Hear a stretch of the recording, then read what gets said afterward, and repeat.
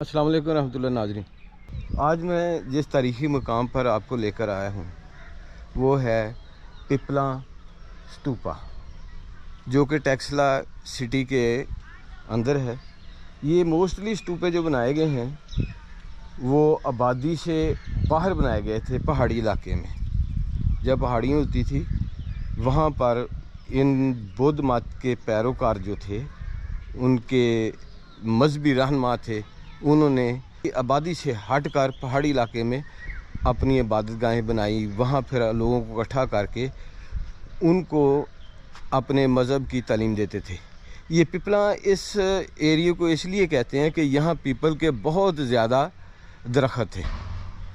بدھ مت کی یہ خانقاہیں پیپل کے گھنے سایہ دار درختوں کی وجہ سے پپلا کہلاتی ہے، جو کھدائی سے پہلے یہاں پر استادہ ہر خاص و عام کو دھوپ اور بارش سے بچاتے تھے۔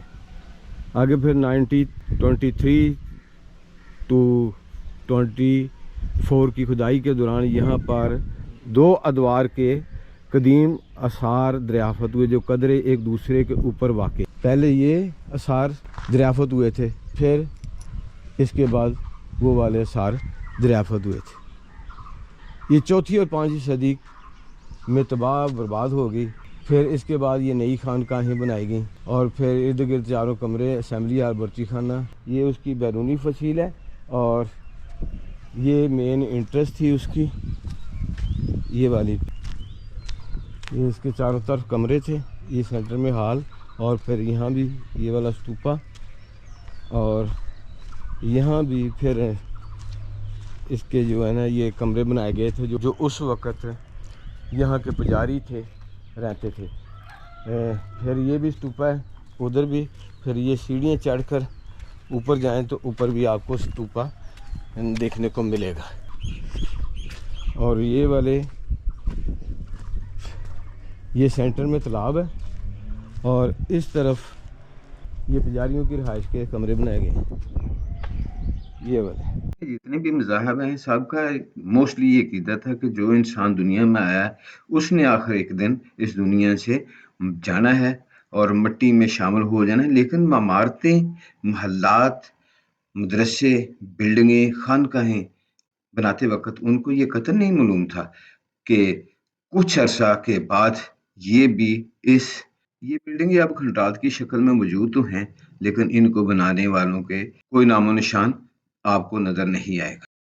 بدھ کے قدیم دور کی خانقاہ قدرے مشرق میں واقع تھی، جو کشان حکومت کے تقریباً آغاز میں ہی یہاں پر تعمیر کی گئی، لیکن 4 صدی میں تباہ ہو گئی تھی۔ پھر انہی آثار کو ہموار کر کے اسی جگہ نئی خانقاہ تعمیر کی گئی۔ اس کے بعد آخری دور میں خانقاہ مغربی جانب نیم آشلر طرز میں تعمیر کی گئی۔ یہاں پر موڑا مرادو یا جولیاں کی طرح خانقاہ کے درمیان میں کھلا سین دیکھنے کو ملتا ہے، اور اس کے ارد گرد چاروں طرف کمرے بنائے گئے تھے، اسمبلی ہال۔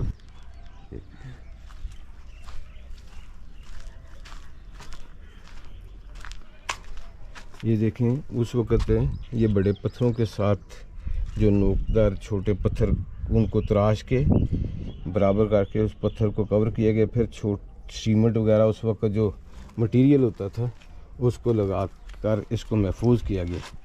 کتنے سلیقہ مند تھے اس وقت کے لوگ بھی۔ اور یہ دیکھیں وہی اسی طرح کا یہ گاچ چونا جو بھی اس وقت مٹیریل استعمال ہوتا تھا اس کو جو ہے نا وہ منتی اسٹوپا 3 اسٹوپ پر مشتمل ہے۔ پہلا اسٹوپا گورنت طرز کے ستونوں اور گلاب کی پتیوں سے مزین، دوسرا شمال جانب مہاتما بدھ کی مورتی، گنبد کے شروع میں چونے سے مہاتما بدھ کی 8 مورتیاں بنائی گئی جو کہ مراقبہ حالت میں۔ اگر بات کریں ٹیکسلا کے پہلے حکمران ایزز دوم، کیڈ فائستر اول، کیڈ فائستر دوم، کشک، داسودیو، شاہپور دوم اور ساسانی حکمراں رہے۔ پھر 5ویں صدی عیسوی میں پپلا اسٹوپا بھی اپنے ہم عصر خانقاہوں کی طرح تباہ ہو گیا۔ اس کے بعد معاشی بدحالی سے مجبور ہو بدھ مت کے پیروکاروں نے اسے چھوڑ دیا۔ پھر بتدریج انسانی ہاتھوں اور قدرتی آفات کی وجہ سے یہ کھنڈرات میں تبدیل ہو گئے. کی چکی پڑی ہوئی ہے. یہ ظاہر ہے کہ یہاں پر جو طالب علم رہتے تھے، جو یہاں مذہبی تعلیم حاصل کرتے تھے، جو لوگ عبادت کے لیے یہاں رہتے تھے، اور پھر وہ لوگ اس شہر میں تجارت وغیرہ کی غرض سے دنیا کے مختلف کونوں سے آتے تھے، وہ بھی اسی شہر میں آ کر سٹے کرتے تھے. ان کے لیے اناج پیسنے کے لیے یہ چکی اس طرح کی استعمال کی جاتی تھی. اناج وافر مقدار میں ہوتا تھا تاکہ کسی بھی یہاں پر رکنے والے مہمان کو یا عبادت کرنے والے کو یہاں پر کوئی تکلیف نہ ہو. یہ سامنے تالاب ہے، یہاں پر جو ہے اپنا عبادت کرنے، یہاں پر اپنا وضو وغیرہ کرنا. اور یہاں پر بدھا کا اسٹوپا تھا جو کہ اب یہاں سے اٹھا کر ٹیکسٹائل میوزیم میں رکھ دیا گیا. اب بات کرتے ہیں تھوڑی سی کہ یہ اسٹوپے اس علاقے میں اتنی تعداد میں کیوں بنائے گئے اور کس مقصد کے لیے. موریہ سلطنت 185 قبل مسیح سے 321 قبل مسیح پرانے بھارت کی پہلی سب سے بڑی سلطنت تھی. اس کی ابتدا ہندوستان کے صوبہ بہار میں چندر گپت موریہ نے رکھی. اس کے اندر اس وقت میں بنگلہ دیش، ہندوستان، نیپال، پاکستان اور افغانستان. اس سلطنت کا دارالحکومت پاٹلی پتر تھا. موریہ سلطنت کا نام چندر گپت موریہ کی ماں کے نام پر رکھا گیا. سلطنت کا پہلا وزیر اعظم جو تھا وہ برہمن کوٹلیا چانکیہ تھا. اب بات کر لیتے ہیں پس منظر کی. تاریخ کی سب سے بڑی جو سلطنت تھی وہ سلطنت موریہ چندر گپت موریہ تھا. بعض روایت کے مطابق یہ نند خاندان کا فرد تھا جو کسی بنا کی وجہ سے راجا کے ڈر سے یا اس کی ناراضگی سے پنجاب کی طرف آ گیا. پنجاب میں چندر گپت موریہ سرحد کے قبیلے کا رہنما بن گیا. اس نے اپنے وزیر چانکیہ کی مدد کی تو یونانی بالادستی کے خلاف بغاوت بھی کی. 1 سال کے اندر یونانی حکومت کے اثر و نفوذ مٹا کر ایک نئی شاہی خاندان کی بنیاد رکھی جو اس کی ماں کے نام کے ساتھ مشہور تھی. موریہ تاریخ میں مشہور ہوا تھا کہ چندر گپت یونانی ریاست کے اوپر حملہ ور ہوئے تھے. اس جنگ میں نند خاندان کا آخری حکمران مارا گیا. جین مت روایتوں میں ہے کہ موریہ خاندان کو موریہ اس لیے کہا جاتا تھا کہ یہ موروں کے رکھوالے، اور بدھ مت کی روایتوں میں بھی یہی کہا جاتا ہے کہ جب شاکیہ کی شاخ موریہ مگدھ سے بچ کے ایک پہاڑی میں چلے گئے جہاں پر بہت زیادہ مور تھے، وہاں پر انہوں نے ایک شہر بسایا، اور اس شہر میں جو محل بنائے گئے اس میں جو اینٹیں یا پتھر استعمال کی گئی وہ مور کے رنگ کی طرز پر تھی.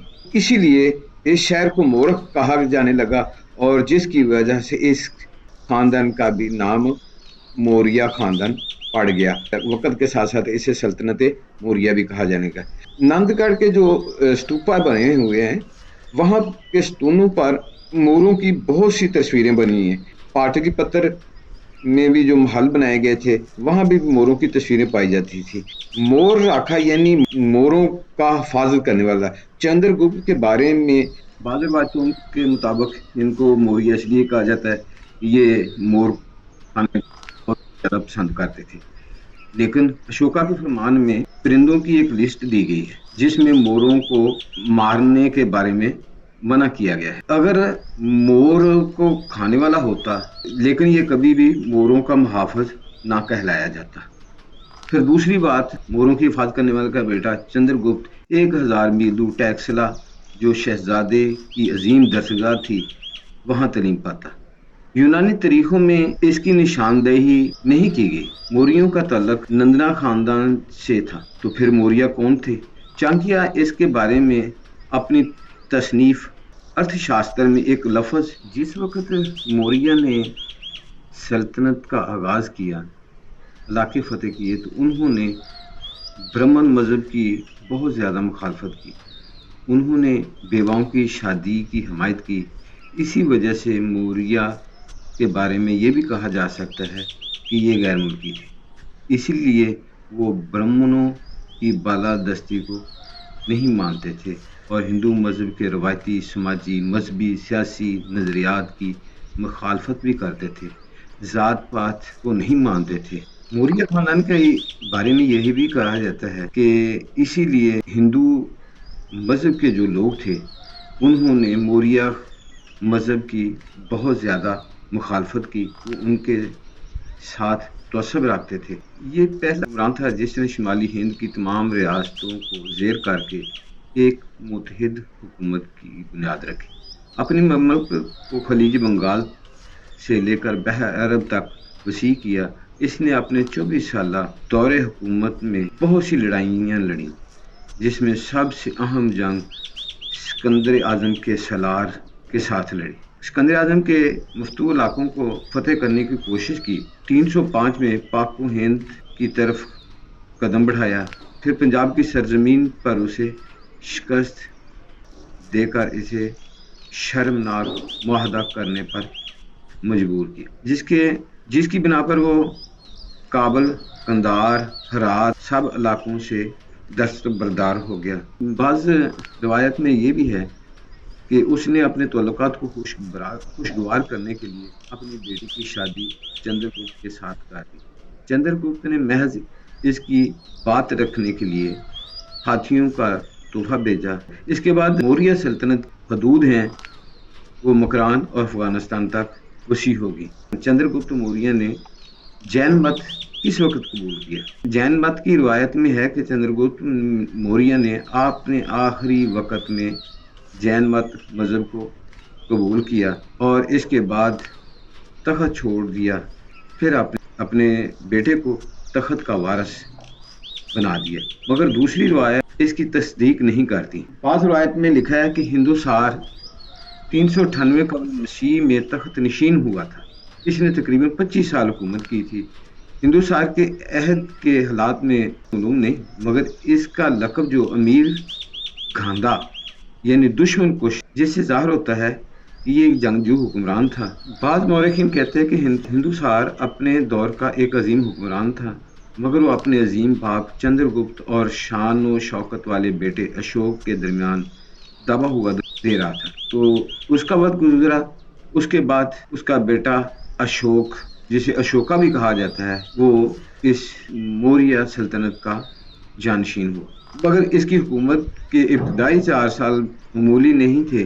بعض مذہبی کتابوں میں اشوک کو بہت زیادہ ظالم کہا گیا ہے کہ اس نے اپنے 99 بھائیوں کو قتل کر کے تخت حاصل کیا تھا. مگر دوسری روایت سے پتہ چلتا ہے کہ اس کی حکومت کے 17 یا 18 برس کے اندر اس کے بھائی زندہ تھے اور وہ ان کی خبر گیری رکھتا تھا جو اس کے ساتھ رہتے تھے. لیکن بعض جگہ کہتے ہیں کہ یہ تخت حاصل کرنے کے لیے اس نے اپنے بھائیوں کے ساتھ جنگ کی تھی. جنگ کے دوران اپنے بھائیوں کو قتل کیا اور پھر وہ تخت نشین ہو. پھر اس کی زندگی میں ایک بہت ہی اہم موڑ آتا ہے. اشوک نے جب کلنگا کو فتح کیا تو اس کے فتح کے گہرے اثرات اس کے ذہن میں اثر کر گئے کیونکہ اس جنگ میں لاکھوں لوگ مارے گئے تھے. جنگ کی تباہ کاریاں دیکھ کر اشوک سخت پریشان ہوا.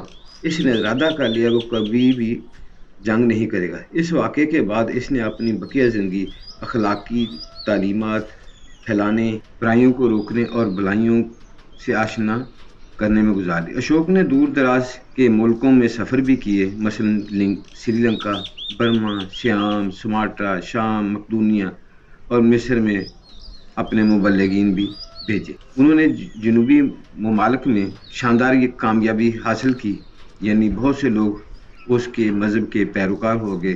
اشوک نے بدھ کی اخلاقی تعلیمات کو عام کرنے کے لیے انہوں نے پتھروں کی سلوں کے اوپر اپنے نام لکھوا کر شاہراہوں پر لگوا دیے.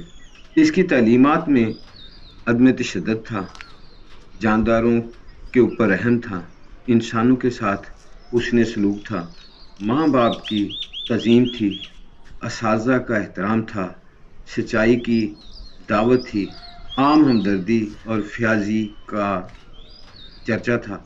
इसने अलग अलग जगहों पर मुसाफिर खाने बनवाए, कुएं खुदवाए, शफा खाने तमीर कराए, जानवरों को हलाक करने से मना किया, बाग लगवाए और मीनार नस्ब कराए। बौद्ध मत में भी बहुत से फिरके पैदा हो गए थे। फिर अशोक ने ही बौद्ध मत के फिरकों के दरमियान जो इख्तलाफात थे उनको ख़त्म कराया। फिर इनके दरमियान एक मजलिस कराई जिसका मकसद नई इमारतें बनाना था और आलीशान खानकाहों के साथ साथ स्तूपे, महल्लात, सराय, इल्मी दरसगाहें और खानका के पुजारियों के लिए रहायशगाहें, तालिब इल्मों के लिए रहायशगाहें, खाने के लिए किचन, ऐसे ताजर जो दूसरे ममालिक से तिजारत की गरज से उस इलाके में आते थे, उनके ठहरने के लिए भी जगह बनाई। कुतुबों के ऊपर अपनी हुकूमत के नज़्म व नस्क के असूल भी लिखवाए थे। नाज़रीन, मेरी आज की वीडियो आपको पसंद आएगी। आपसे इल्तमास है मेरे चैनल को सब्सक्राइब कर दें, बेल आइकन को प्रेस कर दें ताकि मेरी आने वाली हर नई वीडियो आप तक पहुंचती रहे। फिर मिलेंगे एक नई वीडियो के साथ, तब तक के लिए अल्लाह हाफिज़।